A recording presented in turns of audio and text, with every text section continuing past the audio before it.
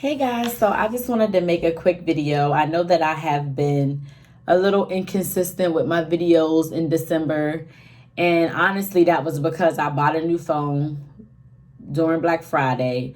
When I came back to Philly, my phone was just being very, like, it was a delay when I try to like upload videos, and then there was a point where I couldn't upload them at all, and then Instagram blocked my pages. I had limited access. I wasn't able to comment. I wasn't able to post videos. I wasn't able to pictures, and I couldn't write my captions either. So like my phone was doing this wild stuff for like 3-4 weeks.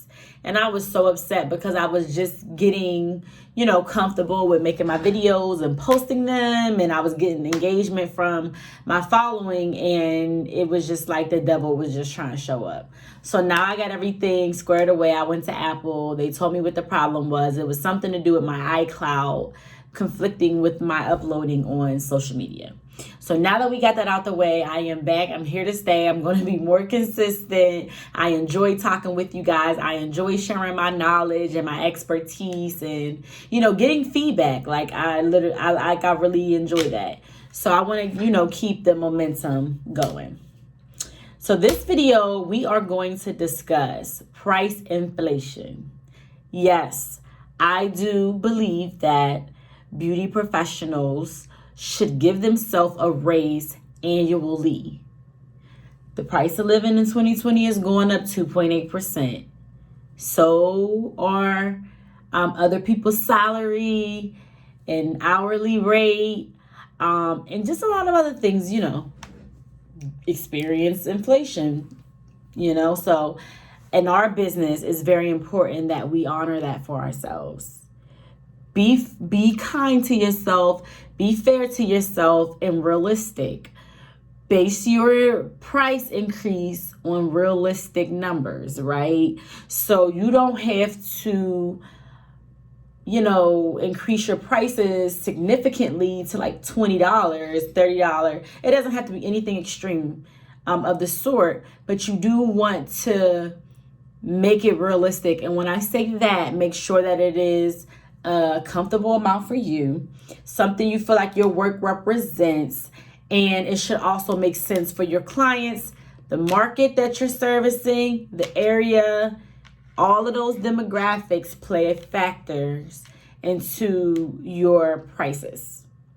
So keep it realistic and make sure that it is something that makes sense. And this covers your product, your time, and your service. I totally believe in raising your prices annually. You need to give yourself a raise. You do. And another tip, suggestion, or thought, when you are increasing, if you're not really that comfortable, let this make sense.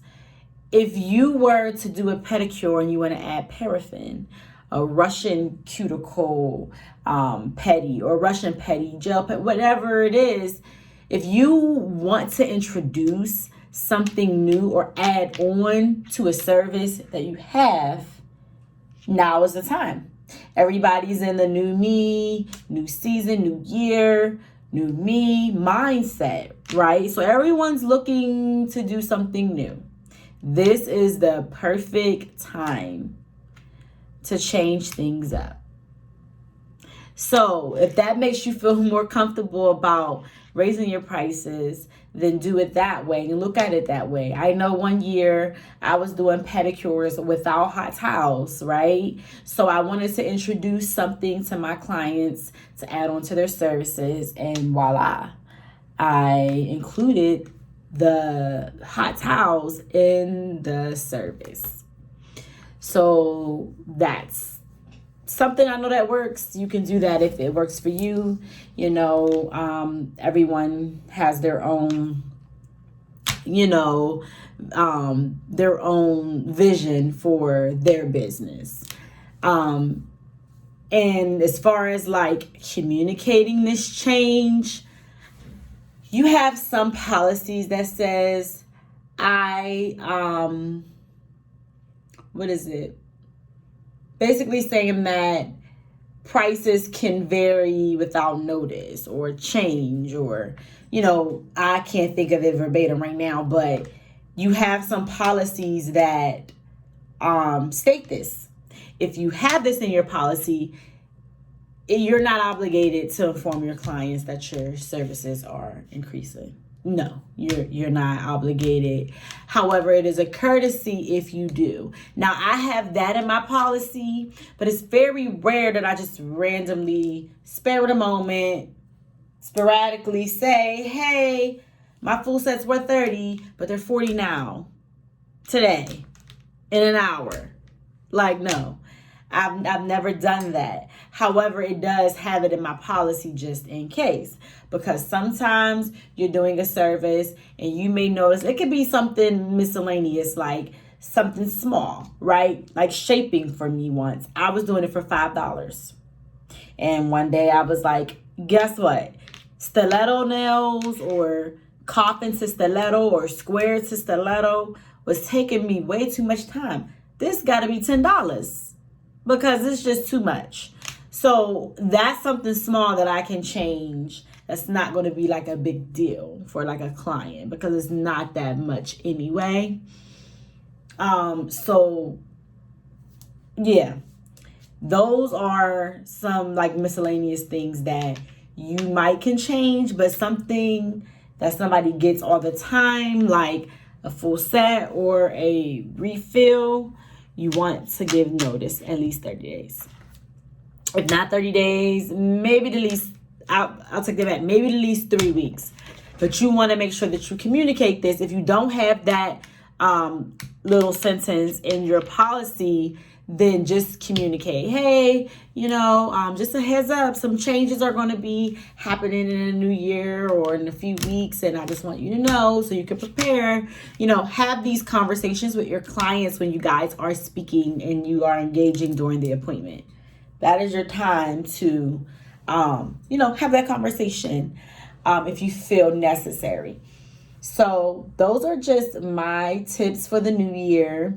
Obviously, we want to check our list of things that we're not going to allow in our business in 2020 from 2019. Some bad habits we picked up. Maybe you're running late often, or maybe, you've been on not snap mode, but you've been in a mode where like you're not really feeling people and you've been a little nasty or arrogant or impatient with clients, unprofessional, like whatever it is that that you've done in your business that hindered you from getting farther to your goals that you have for 2019. I challenge you to make the change this year. Just make the change this year. Start small with baby steps and just make the change this year, and we're going to just do it better. Put that behind you. So moving forward, forgive yourself from anything that you are holding, towards yourself about something you didn't achieve. Like, we're going to pray that God lift that from you. Because 2020 sounds like a money year. It sounds like abundance, miracles, business goals. I mean, everything just seems so much clear, like it's happening. So I know I have a lot of like dope things in store. I know that you guys have a lot of great things in store. So keep a positive mindset. Being an entrepreneur is very, very hard. Trust and believe me, I know it. Okay, I lived it for a little while, so I know a little something, and it's hard.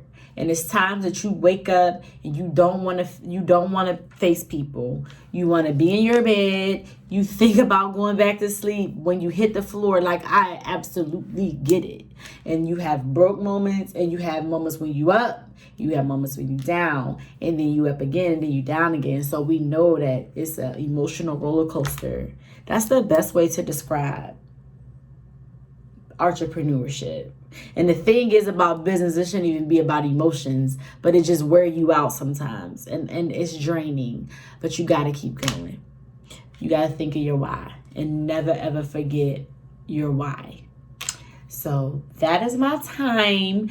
And guys, please feel free to leave me any type of feedback, positive, negative, indifferent. I mean, it doesn't matter. It doesn't matter. Just give me your feedback. Also, if you have anything you want me to cover, talk about, discuss, yeah, I want to know. I want to know. So thank you and have a blessed day.